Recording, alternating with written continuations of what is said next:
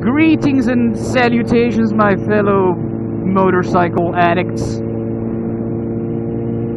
Recently, I just launched a new series on my channel called Discovering Antwerp, so go ahead and check it out. And now I want to announce a second new series that I'm launching on this channel.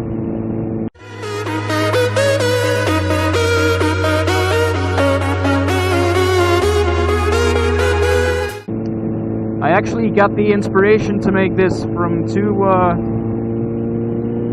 of my fellow motovloggers, whom I also shouted out in my shoutout video. I'm talking about Sir Hypertard and Sir Ride to Escape.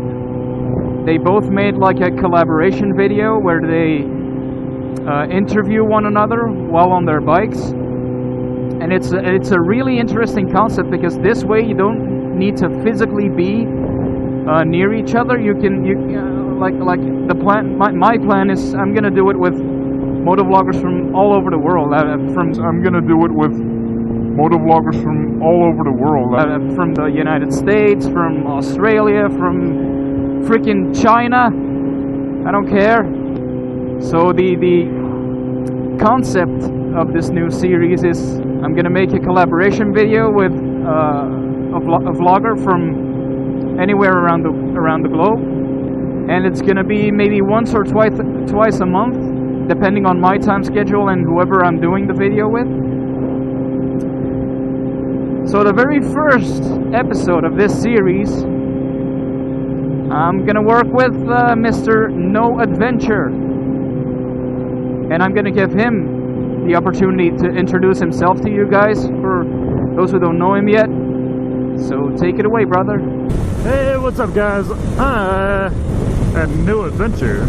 So, greetings and salutations from the upper Pacific Northwest. I currently just got off some trails and doing some drone footage.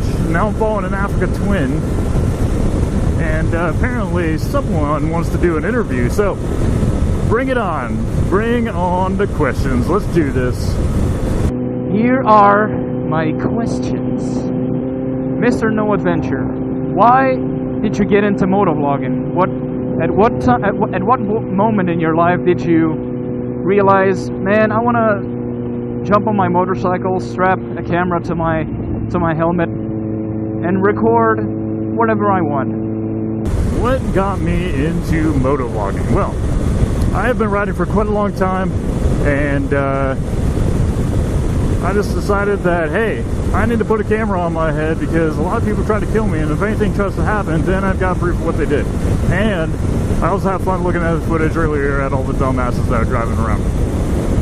On top of that, I also like to, take pictures and upload stuff and edit and things like that, so it kind of gave me a reason to actually do that instead of just like, oh, look at this cool thing I made, and then, delete the file because nobody's ever going to see it except for me.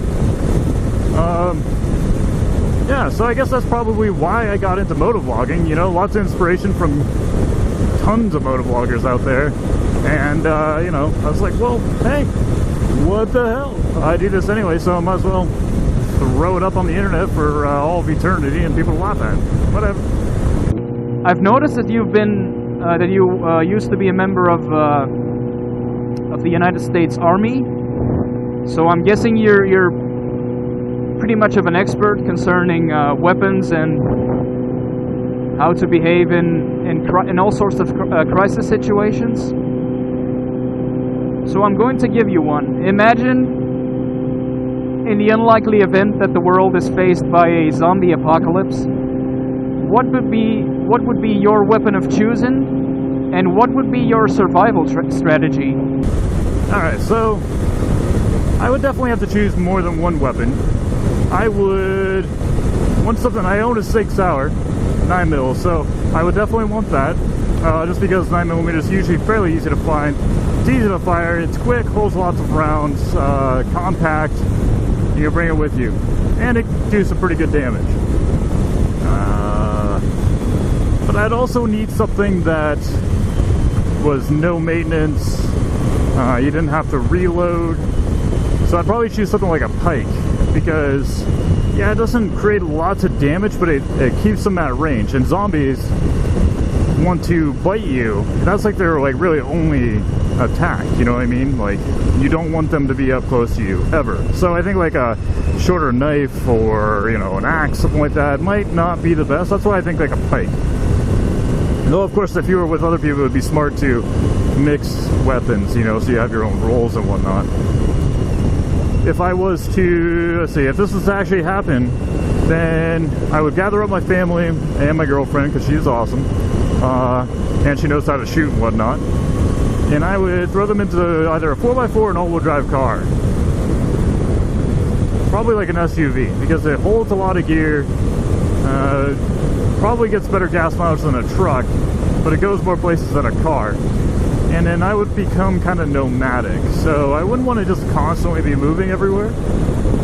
I would want to, you know, move when we needed to. So like if it wasn't safe anymore, or you ran out of supplies, or you found a better place, weather, nature, you know, whatever. If you need to move, then you move, you know. There's no sense in staying somewhere where you're killing yourself slowly, you know, or if you're, or it's no longer safe. People have found you, zombies have found you, like whatever, you know? So I would continue to move around wherever I needed to go, where the supplies and the safety were. What is your opinion on squidding? For the people who don't know what squidding is, it's basically it's just riding your motorcycle without wearing the proper gear. Like for example, if you're riding your motorcycle and you're just wearing a t-shirt and some shorts. What do I think of squids? Well, obviously I wear full gear whenever I'm riding. I do have shorter gloves on right now because it's a nice summer day and I'm not doing anything crazy. Maybe not the best idea, but I do wear full protection. I've got shin-high boots, padded climb pants, jacket with T30 armor in it, you know, my helmet, all that crap, right? For squids, I'm going to go with the old definition of what a squid is, or at least the one that I grew up with, is that someone that, you know, it's just kind of like a bro. You jump on your bike with like flip-flops, a t-shirt, maybe a tank top, no helmet, sunglasses, and you go cruise down the freeway for a minute, looking like an idiot, and you go to your buddy's house just to look cool. You don't really know how to ride.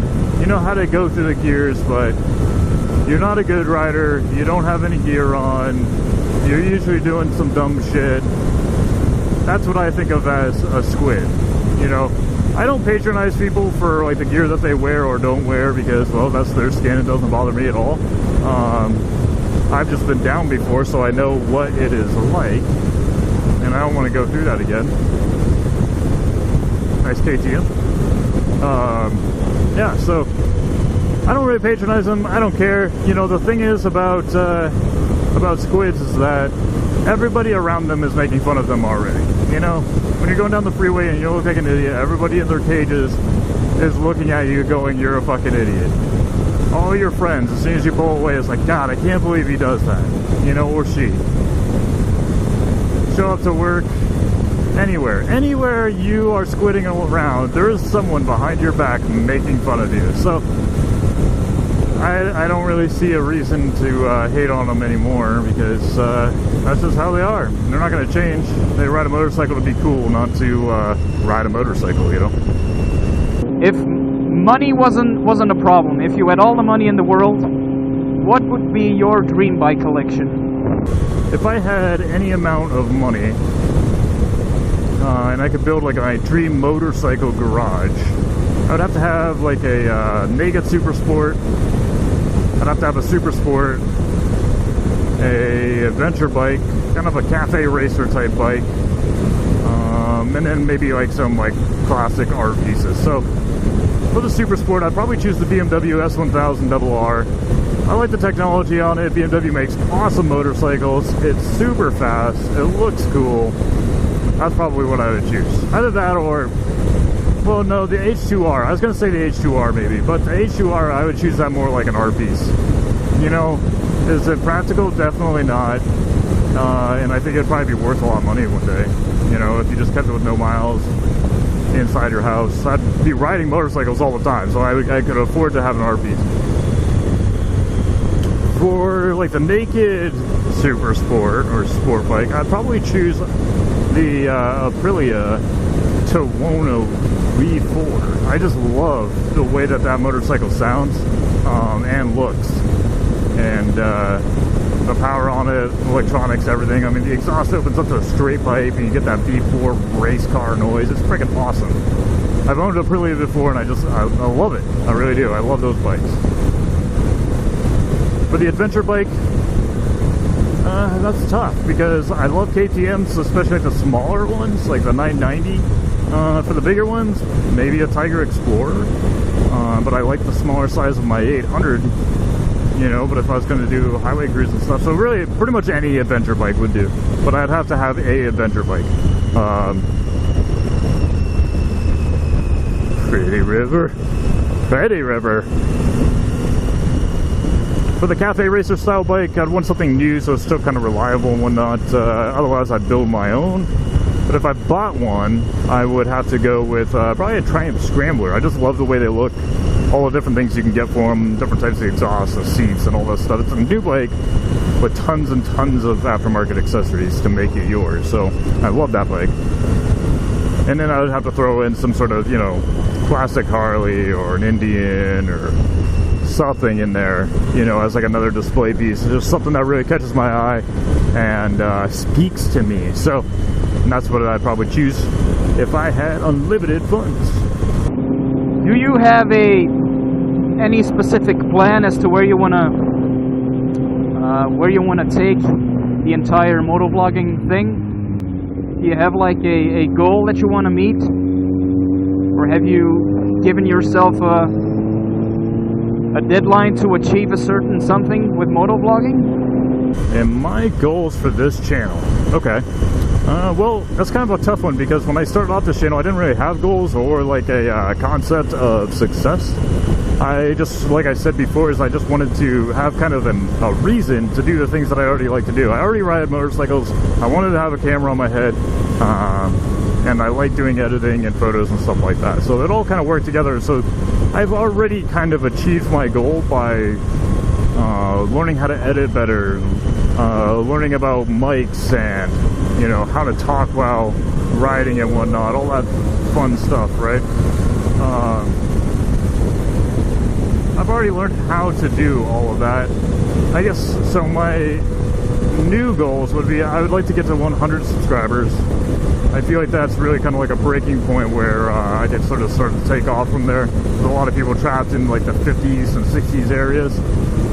So I'd like to get over 100. And then goals after that would probably be maybe 500, 1,000, whatever.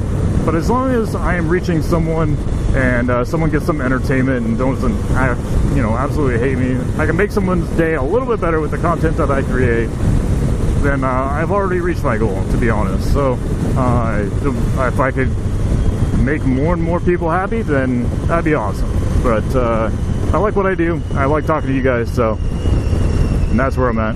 Alright, so there you have it, guys. My first collaboration. First of all, I want to give a big shout out and thank you to my good friend Mr. No Adventure. There's actually going to be a second part to this episode, because in the next episode we're gonna switch it around, and No Adventure is gonna ask some questions to me and I'm gonna answer them. So stick around for that. And thank you for watching. I hope you like this. I hope you're looking forward to more upcoming episodes.